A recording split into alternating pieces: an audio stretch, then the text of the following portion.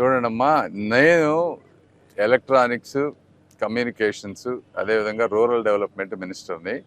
నా డిపార్ట్మెంట్లో ఏమైనా జరిగితే మీరు అడగండి, వాటి మీద నాకు పూర్తి అవగాహన ఉంటుంది. ఎడ్యుకేషన్ అంటే అది నేను డైలీ చూసేటువంటి పరిస్థితి కాదు, కాబట్టి అందులో డెప్త్ నేను కాదు, వాళ్ళు చెప్పడం అనేది కరెక్ట్.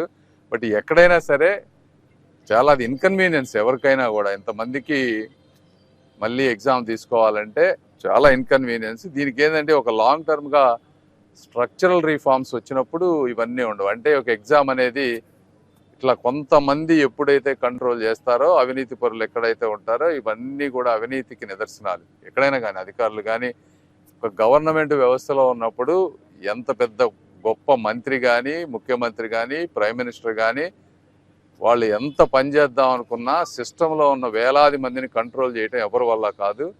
కొంతమంది ఇట్లా జరిగినప్పుడు జరుగుతాయి. ఇవి జరిగినప్పుడు వెంటనే ఎవరి పరిస్థితి అయినా ముందు అలా జరగకుండా ఎటువంటి సిస్టమ్స్ తీసుకురావాలనే దాని మీద ఆలోచిస్తే ఈ బ్లేమ్ అనేది లేకుండా ముందు జనాలకు మంచి జరుగుద్ది అనేది నా ఒపీనియన్ పర్సనల్గా. డెఫినెట్గా మోడీ గారు కానీ, మోదీజీ ఆయన ఎప్పుడు కూడా హార్డ్ వర్క్ ఇవన్నీ చేస్తూ ఉంటారు, ఎక్కడ కరప్షన్ లేకుండా చేయాలని చూస్తారు. కాబట్టి ఆ విధంగానే ముందుకు వెళ్తారని నేను అనుకుంటా ఉన్నాను. ఇదేనమ్మా రోడ్ మ్యాప్ అంటే, ఫస్ట్ ప్రాజెక్టు, ఆ ప్రాజెక్టులు కరెక్ట్ విధానంలో మనం ఎలా చేయాలి, దానికి ఖర్చు ఎంత అవుతుంది, లోకల్ గవర్నమెంట్స్ రెస్పాన్సిబిలిటీ ఏంటి. లక్కీగా కొన్ని ప్రాజెక్ట్స్కి ఈ రోజున రైల్వే ఇంతకుముందు 60-40 అనేది state government, central government funds తోటి మిక్స్డ్ తోటి చేయాల్సినటువంటి పరిస్థితి.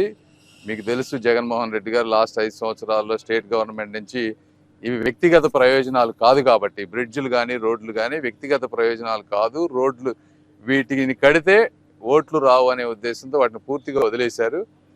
ఇప్పుడు కొంత సెంట్రల్ గవర్నమెంట్లో కూడా ఎక్కువ బడ్జెట్ సెంట్రల్ గవర్నమెంట్ వచ్చే అవకాశం ఉంది కాబట్టి ఎక్కడెక్కడ అవకాశం ఉన్నా కూడా అవన్నీ చేసే పని చేయబోతున్నాం.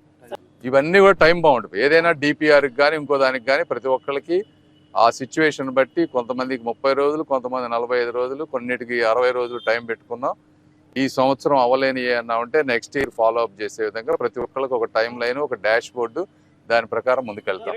కరెక్టే అమ్మా. ఇప్పుడు ఇవాళ రైల్వే రివ్యూ చేసాం, రేపు అండర్ గ్రౌండ్ డ్రైనేజీ కొన్ని 1 by 1 అన్నీ 2-3 రోజుల్లో అన్నీ చేయలేము. 1 by 1 చేసుకుంటూ వస్తున్నాం. డెఫినెట్గా ఈ ప్రాంతం మీద దాదాపు నాకు పూర్తి అవగాహన ఉంది సమస్యల మీద. డెఫినెట్గా మేము ఎంతవరకు చేయగలమో ప్రతి ఒక్కటి కూడా తీసుకొని చేస్తాం. మీరే చూస్తూ ఉంటారు. Thank you. For more videos like this, subscribe Big TV channel.